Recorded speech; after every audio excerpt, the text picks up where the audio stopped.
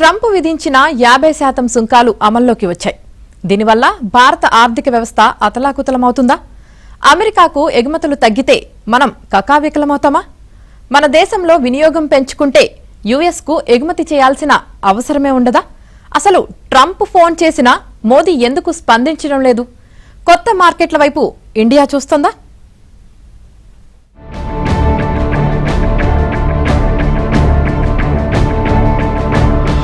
America అధ్యక్షుడు Donald Trump ను ఏమాత్రం కేర్ చేయడం లేదు మన ప్రధాని నరేంద్ర మోదీ. ఇటీవలి 4 సార్లు మోదీకి ట్రంప్ ఫోన్ చేసినా మాట్లాడేందుకు ఆసక్తి చూపలేదని సమాచారం.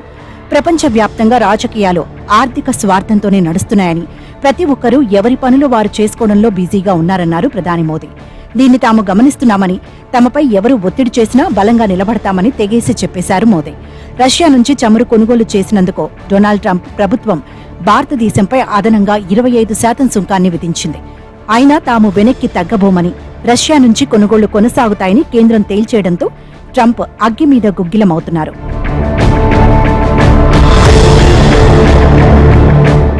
భారత ఆర్థిక స్వావలంబన గురించే మాట్లాడుతున్నారు ప్రధాని మోదీ.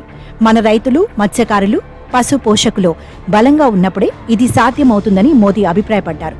తన ప్రభుత్వం రైతులు, దుకాణదారులు, పశు పోషకుల ప్రయోజనాలను కాపాడుతూనే ఉంటుందని ప్రధాని మోదీ హామీ ఇచ్చారు. ఏ దేశం వారైనా భారత్లో వస్తువులు తయారీ చేస్తే వాటిని స్వదేశీ వస్తువులుగానే పరిగణిస్తామని చెప్పుకొచ్చారు మోదీ. భారతదేశానికి అతిపెద్ద వాణిజ్య భాగస్వామి అమెరికా భారతీయ వస్తువులపై 50% సుంకం విధించడం మోదీ ప్రభుత్వానికి, భారత ఆర్థిక వ్యవస్థకు పెద్ద దెబ్బగా నిపుణులు పరిగణిస్తున్నా మోదీ మాత్రం వాటిని పట్టించుకోవడం లేదు. నిజానికి గత కొన్ని సంవత్సరాలుగా మన దేశంపై విదేశీ పెట్టుబడిదారులకు విశ్వాసం పెరిగింది. అమెరికాకు చేసే ఎగుమతులు మొత్తం భారత జీడీపీలో 2% కాబట్టి భారత్పై సుంకాల ప్రభావం స్వల్పంగా ఉంటుందనేది మోదీ వాదన.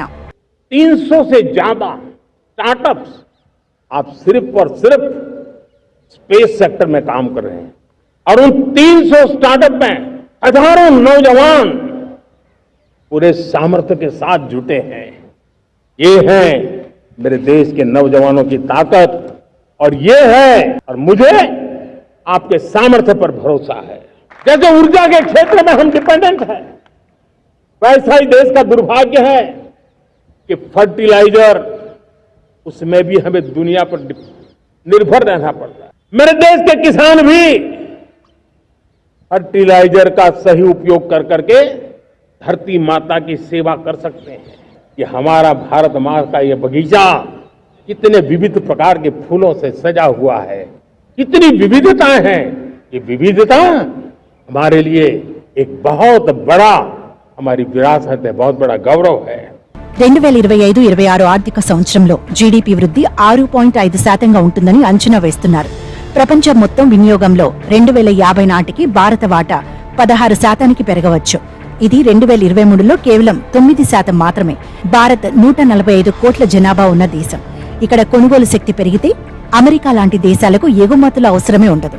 జీఎస్టీ అధికారిక డేటా ప్రకారం 2025 మే నెలలో జీఎస్టీ వసూళ్లు 16.4% పెరిగి 2 లక్షల కోట్లు దాటాయి. గత ఏడాది మే నెలలో ఈ వసూళ్లు 1,72,000 కోట్లు మాత్రమే. జీఎస్టీ వసూళ్లతో ఖజానా నిండుతోంది. వినియోగం పెరగడం వల్లే జీఎస్టీ వసూళ్లు దూసుకెళ్తున్నాయి. Because the reasons that have been given to us, those same causes, those same reasons apply to many other countries, but the tariffs have been selectively imposed on us. So that's why I say they are unreasonable, unjustified and unfair. But our economy is strong enough. Our government will protect the interests of our country, and we will continue to look at markets for all resources, because we have a very large population whose energy security also has to be addressed.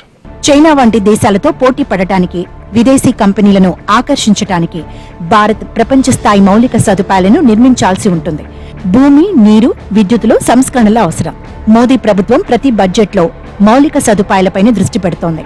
Trump సుంకాల వల్ల మన దేశ వస్త్ర రంగం కొద్దిమేర ప్రభావితమయ్యే అవకాశం ఉంది. America మార్కెట్లో భారతీయ వస్త్రాల ధరలు పెరుగుతాయి. వియత్నాం, బంగ్లాదేశ్, చైనా లాంటి దేశాలతో ఎగుమతుల విషయంలో మనకు పోటీ ఉంది కాబట్టి మన దేశంలో వస్త్ర రంగం దెబ్బతినవచ్చు. రత్నాభరణాల తయారీ సైతం కొద్దిమేర మందగిస్తుంది. రైస్, రొయ్యలు, carpets, auto parts, solar panels, pharma రంగాలపై కొద్దిమేర ప్రభావం ఉంటుంది.